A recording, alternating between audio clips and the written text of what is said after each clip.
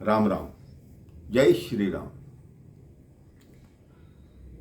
हमने दुनिया में कई ऐसे लोग देखे होंगे जो भगवान का नाम अपनी जिह्वा पर रखते हैं, सदैव भगवान का नाम लेते रहते हैं, लेकिन भगवान का कोई भी और कार्य वो नहीं करते। तब ऐसा प्रतीत होता है कि वो व्यक्ति या वो महिला सिर्फ इसलिए भगवान का नाम ले रहे हैं कि शायद दुनिया को दिखाना है, दुनिया में अपना प्रदर्शन करना है। किसी गांव में एक वृद्ध महिला रहती थी। उसके परिवार में और कोई नहीं था, वो अकेली रहती थी। उसके बारे में बात प्रसिद्ध थी कि वो वृद्ध महिला बहुत ही कंजूस है, कभी किसी को एक पैसा दान में नहीं देती, ना ही किसी धार्मिक अनुष्ठान में भाग लेती है। हालांकि उस वृद्ध महिला के आगे पीछे कोई खाने वाला नहीं था, लाखों की संपत्ति थी, लेकिन फिर भी उसका मन किसी को देने का नहीं करता था।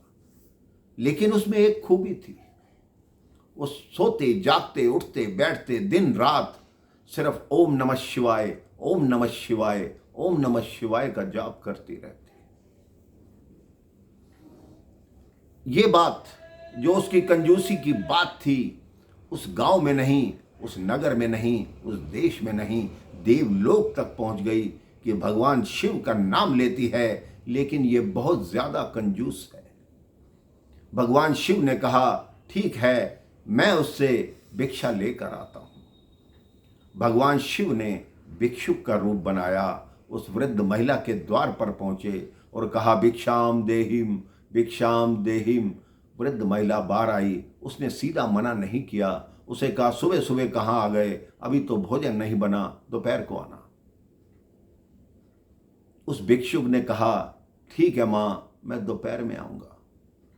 भगवान शिव दोपहर में फिर आ गए, फिर कहा, भिक्षाम देहिम, भिक्षाम देहिम।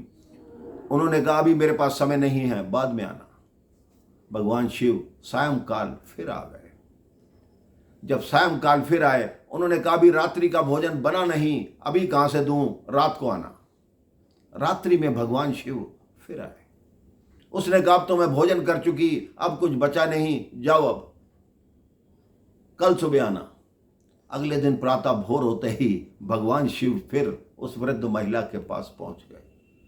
अब उस वृद्ध महिला ने कहा, इस गांव में इतने घर हैं, तुम्हें सिर्फ मेरा ही घर मिला है, तुम बार बार मेरे ही घर पर आते हो, मैं सीधा मना नहीं कर रही, जब 4 बार तुम मेरे यहां आ चुके हो, मैं तुम्हें मना कर चुकी हूं कि मैं नहीं दूंगी, तो इसका मतलब खुद समझ जाओ। तो वो मुस्कुराते हुए वो भिक्षुक चले गए। कुछ वर्ष बाद उस वृद्ध महिला की मृत्यु का समय आ गया। सारे कहने लगे, तुम्हें तो घोर नरक में जाना पड़ेगा, तभी कभी तुमने कोई धर्म का कार्य नहीं किया, कभी दान नहीं किया। तो वृद्ध महिला बोली, मैं नरक में क्यों जाऊंगी, मैं तो शिवलोक में जाऊंगी, मैंने सारी उम्र भगवान शिव का नाम लिया है। जब मृत्यु हुई तो उसने देखा, ये शिवदूत नहीं, ये तो यमदूत है।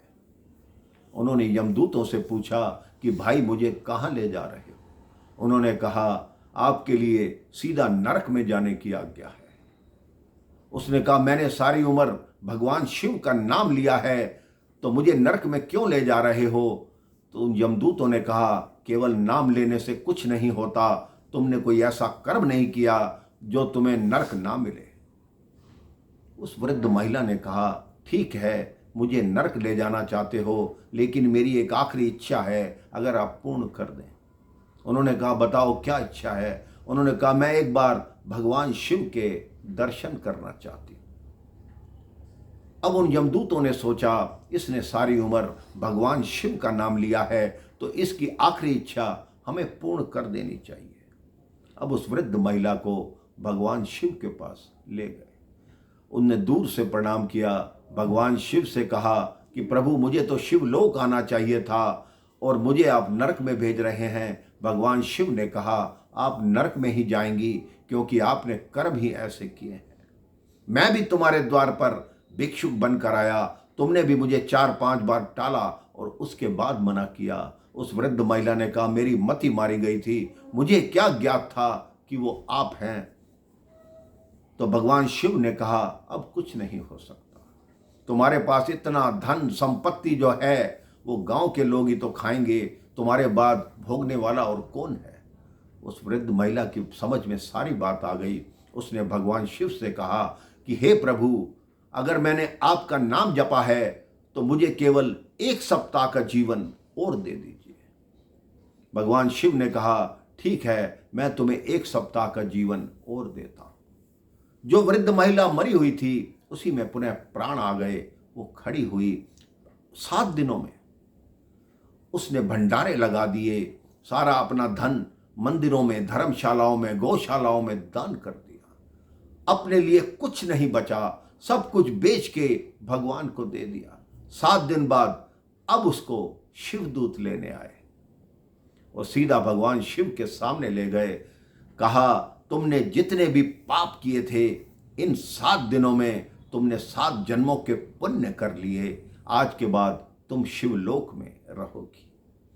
इसलिए मेरे भाई बहन, हम भगवान का नाम लेते हैं तो भगवान के कार्य भी कीजिए, क्योंकि नाम लेने से उतना फल प्राप्त नहीं होगा। जब भगवान के लिए कोई कार्य करेंगे तभी आपके जीवन में रंग आएंगे, आपके जीवन में खुशी आएगी, आपकी हर मनोकामना पूर्ण होगी। राम राम, जय श्री राम, ओम नमः शिवाय।